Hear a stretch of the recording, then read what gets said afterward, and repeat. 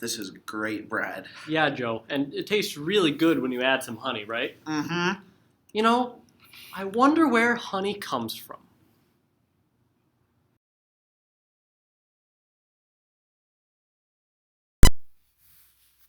So we set off with eager anticipation, looking forward to seeing some real-life bees. Unfortunately, when we got there, we found that all the bees had died over the winter. My name is Phil Holmquist. Okay. I've been kind of playing with bees. I started in the early 70s. Why I started, I really don't know, but I did. What's the greatest challenge you face with taking care of the bees? Getting them over the winter. In the winter. Especially up here, I guess.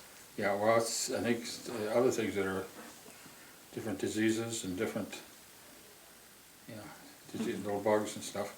And kind of along that line, you mentioned earlier, bee collapse or whatever. Is that becoming an issue for you? Are you noticing? Well, yeah, Like an issue? I've noticed that, yes, definitely.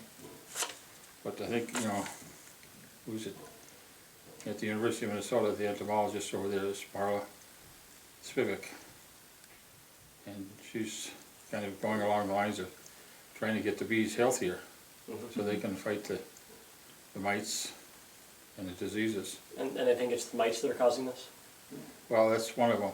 And part of it has to do with the food that they're harvesting from. In other words, the sprays. Mm-hmm. The pesticides. Pesticides, correct, yeah. Okay. While we were able to interview Phil, we were not able to get any bee footage that day. While we were at Joe's house, we were also able to interview Joe's grandpa, who happened to be a former beekeeper. It turns out that Grandpa Busch had a wealth of information about bees to share with us. My name is Len Busch, and I've been a beekeeper for about 15 years, I think I've had bees. But I haven't had them for the last 4 or 5 years. Why did you decide to give them up? The disease. I used to lose maybe 1 or 2 hives in the winter time, and then all of a sudden I'm losing 80% of them in the winter. Why did you start beekeeping?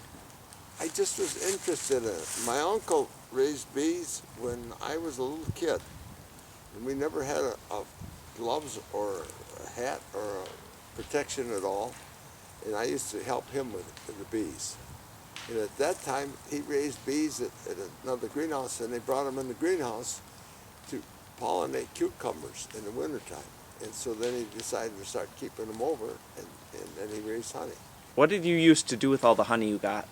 I sold it. Sold it? I sold it mostly to that health food store.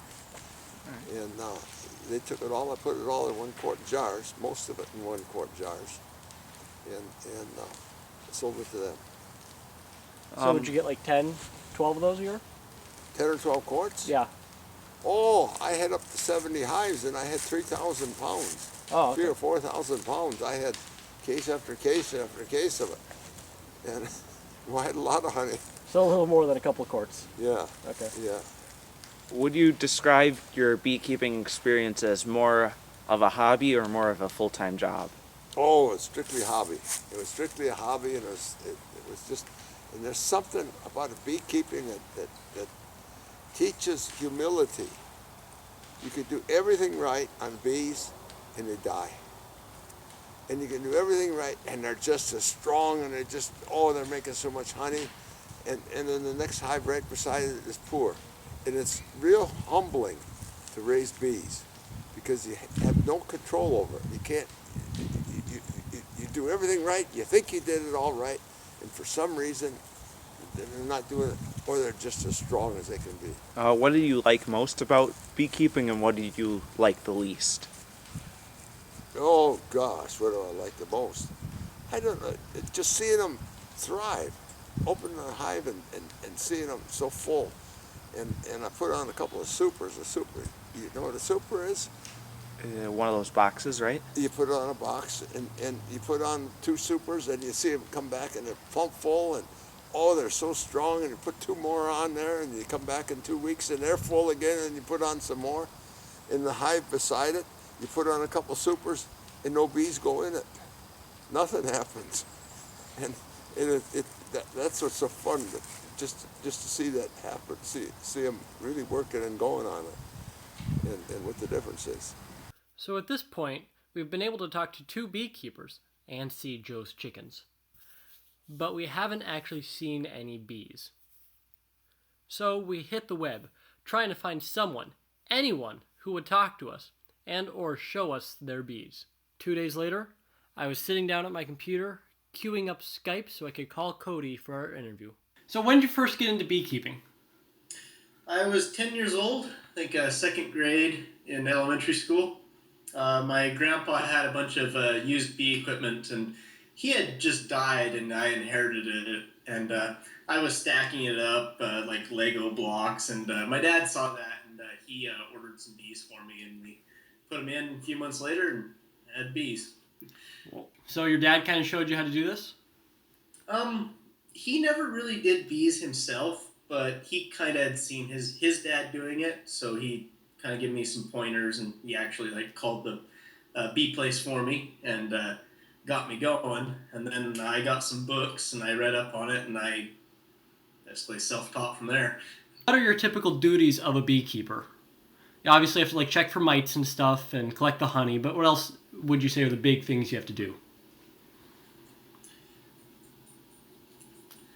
Well, definitely help the bees in their reproductive cycle, because honeybees they swarm, and they half the hive will leave, and they'll make a new queen at the old hive, and then the old queen goes with the swarm, and they'll usually find a new cavity to build a new hive in, and then later they'll replace that queen, and you got a new hive. The problem is that those bees usually either end up, when they leave to go find a new colony on their own, they usually either end up dying or end up in somebody's wall, and somebody then sprays them with bug spray. Okay. And usually when you have a hive swarm, it's done. It's because the new queen that they raise is usually not very good quality. All the bees left, so that hive's going to really struggle. So definitely managing their the swarms, splitting the hives when properly, when the proper time to do it, and making sure that everything works out for them. Like I'm sure back in the 12th century or whatever, back when bees were running wild in Europe, the bees were able to do it on their own. But nowadays, when we've got all these new diseases being introduced from all over the world, and bees not being able to find natural trees, the beekeeper is pretty necessary for some of that things. Okay.